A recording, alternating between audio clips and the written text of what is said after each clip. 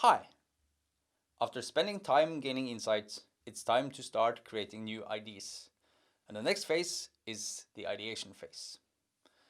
In the ideation phase, we aim to generate a wide range of new and different angles, perspectives, ideas, and potential solutions addressing the challenge you have identified. In this phase, our focus is to deliver a structured brainstorm or other exercises where you generate a large number of ideas. Categorize, cluster, and develop your ideas to get an overview and start doing some early stage development and refining. And finally, to choose the most promising ideas to develop and test in the next phase.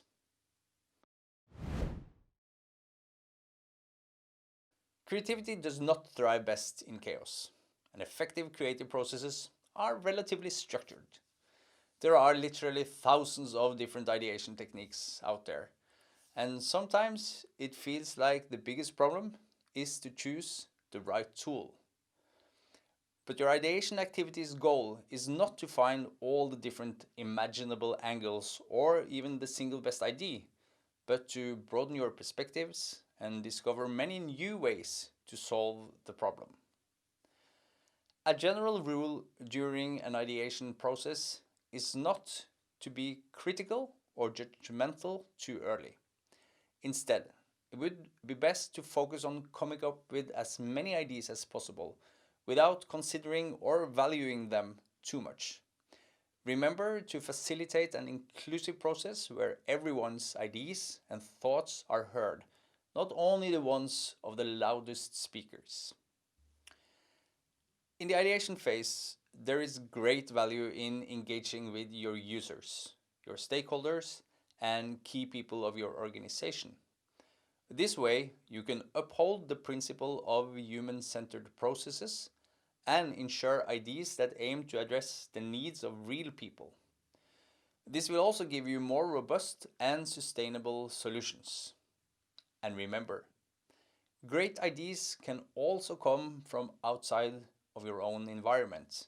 You can get inspired by reviewing existing solutions and attempts at addressing the same problem. You can also use analogies. And also that's an association technique where you are looking for similarities, common aspects, or features in solutions from other fields.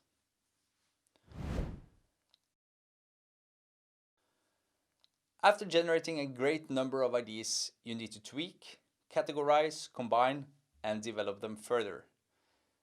Now you should try to imagine how the ideas could function, what it would look like in reality, and you could add or remove some features.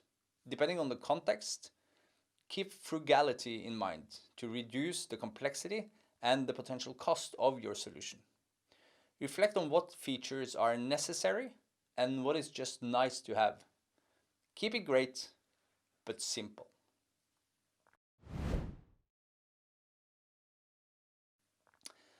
The last part of the ideation phase is to narrow down all the ideas into a few concepts with great potential that you would like to test in the next phase. Remember that what you choose from are not really ready-made solutions, but only ideas that might be developed into good solutions. This step is therefore about looking for the most promising ideas.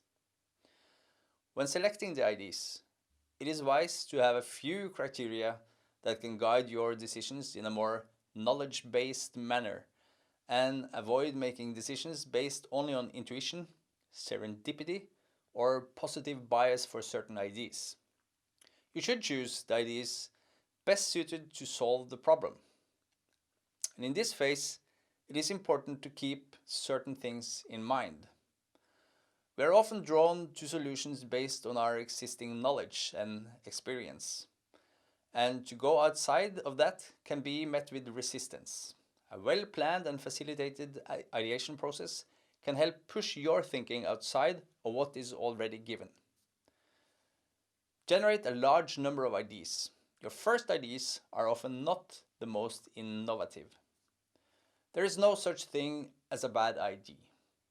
And inclusiveness and co-creation, integration of perspectives from several users, stakeholders, and key expertise are of great value. Frugality is important. Try to reduce the complexity and potential cost of the solutions. Keep it simple.